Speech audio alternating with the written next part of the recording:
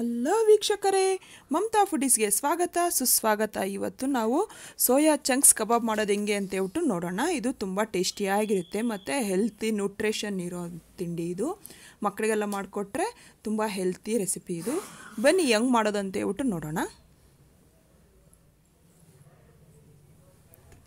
ಇದು ಬೇಕಾಗಿರೋ ಇಂಗ್ರೀಡಿಯೆಂಟ್ಸು.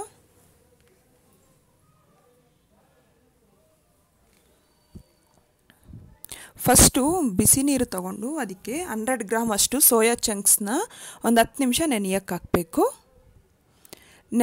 ಈ ಥರ 10 ನಿಮಿಷ ಆದಮೇಲೆ ನೋಡಿ, ಈ ಥರ ನೀರನ್ನು ಚೆನ್ನಾಗಿ ಹಿಂಡಿ ತೆಗಿಬೇಕು. ಸ್ನೀಸ್ ಮಾಡಬೇಕು, ಚೆನ್ನಾಗಿ ಸ್ವೀಸ್ ಮಾಡಿಬಿಟ್ಟು ಬೇರೆ ಒಂದು ಬೌಲ್ಗೆ ತೊಗೋಬೇಕು.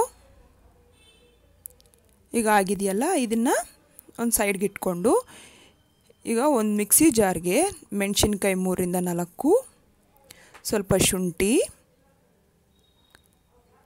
ಬೆಳ್ಳುಳ್ಳಿ ಒಂದು ಸ್ವಲ್ಪ ಹಾಕಿ ಗ್ರೈಂಡ್ ಮಾಡ್ಕೋಬೇಕು. ಈಗ ಗ್ರೈಂಡ್ ಆದಮೇಲೆ ಸೋಯಾ ಚಂಕ್ಸ್ನು ನಾವು ನೆನೆಸಿದ್ದೀವಲ್ವ, ಅದನ್ನು ಗ್ರೈಂಡ್ ಮಾಡ್ಕೋಬೇಕು. ಈ ಥರ ಚೆನ್ನಾಗಿ ಗ್ರೈಂಡ್ ಆದಮೇಲೆ ನೀರಿನ ಅಂಶ ಏನೂ ಇರಬಾರ್ದು. ಅದನ್ನು ಒಂದು ಬೌಲ್ಗೆ ತಗೊಂಡು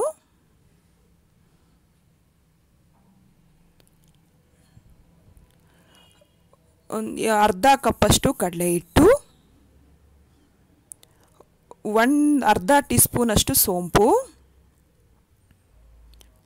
ಒಂದು ಅರ್ಧ ಟೀ ಸ್ಪೂನು ಗರಂ ಮಸಾಲ,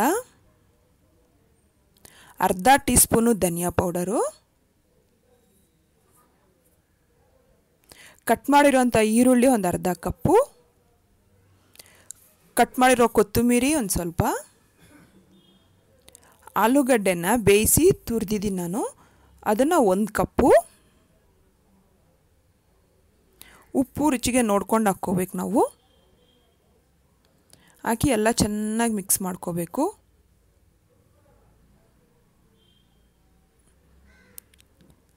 ಒಂದು ನಿಂಬೆಹಣ್ಣು ಗಾತ್ರದಷ್ಟು ತಗೊಂಡು ನಾವು ಟಿಕ್ಕಾ ಶೇಪಲ್ಲಿ ಮಾಡ್ಕೋಬೇಕು. ಇದನ್ನು ಬೋಂಡಾ ಟೈಪಲ್ಲಿ.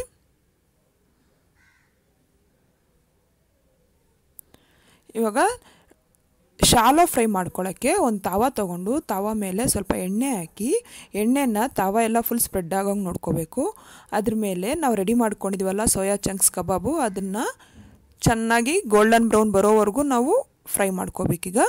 ಎಲ್ಲ ಸ್ವಲ್ಪ ಆಯಿಲೆಲ್ಲ ಸ್ಪ್ರೆಡ್ ಆಗೋ ಥರ ನಾವು ಶೇಕ್ ಮಾಡ್ತಾ ಇರಬೇಕು. ನೋಡಿ, ಈಗ ಆಗಿದೆ. ಇನ್ನೊಂದು ಸ್ಪೂನ್ ಎಲ್ಪ್ ತೊಗೊಂಡು, ಇದು ನಾನ್ ಸ್ಟಿಕ್ ಆಗಿರೋದ್ರಿಂದ ಸ್ವಲ್ಪ ಸರಿಯಾಗಿ ಬರ್ತಾ ಇಲ್ಲ ಕೈಗೆ, ಅದೆಲ್ಲ ಸ್ವಲ್ಪ ಉಲ್ಟಾ ಮಾಡ್ಕೋಬೇಕು. ನೀವು ಒಂದು ಸ್ಪೂನ್ ಎಲ್ಪ್ ತೊಗೊಂಡು ಆ ಥರ ಮಾಡ್ಕೋಬೋದು. ನೋಡಿ, ಗೋಲ್ಡನ್ ಬ್ರೌನ್ ಬಂದಿದೆ. ಈ ಥರ ಮಾಡ್ಕೊಳ್ಳೋದ್ರಿಂದ ತುಂಬ ಟೇಸ್ಟಿಯಾಗಿರುತ್ತೆ. ಆಯಿಲು ಜಾಸ್ತಿ ಇದಾಗಿರಲ್ಲ, ನಮಗೆ ಹೆಲ್ತ್ಗೂ ಒಳ್ಳೆಯದಲ್ಲ. ನೋಡಿ, ಇಷ್ಟೇ ರೆಡಿಯಾಗಿದೆ. ಈಗ ನೀವು ಮನೇಲಿ ಟ್ರೈ ಮಾಡಿ, ಮಕ್ಕಳಿಗೆಲ್ಲ ಮಾಡಿಕೊಡಿ, ಮನೆ ಮಂದಿ ಎಲ್ಲ ಚೆನ್ನಾಗಿ ತಿನ್ನಿ. ಇಷ್ಟ ಆದರೆ ಲೈಕ್ ಮಾಡಿ, ಶೇರ್ ಮಾಡಿ, ನನ್ನ ಚಾನಲ್ಗೆ ಸಬ್ಸ್ಕ್ರೈಬ್ ಮಾಡಿ, ಕಾಮೆಂಟ್ ಬಾಕ್ಸಲ್ಲಿ ಕಾಮೆಂಟ್ಸ್ ಬರೆದು ತಿಳಿಸಿ ಹೆಂಗೆ ಬಂದಿದೆ ಅಂತ ಹೇಳ್ಬಿಟ್ಟು.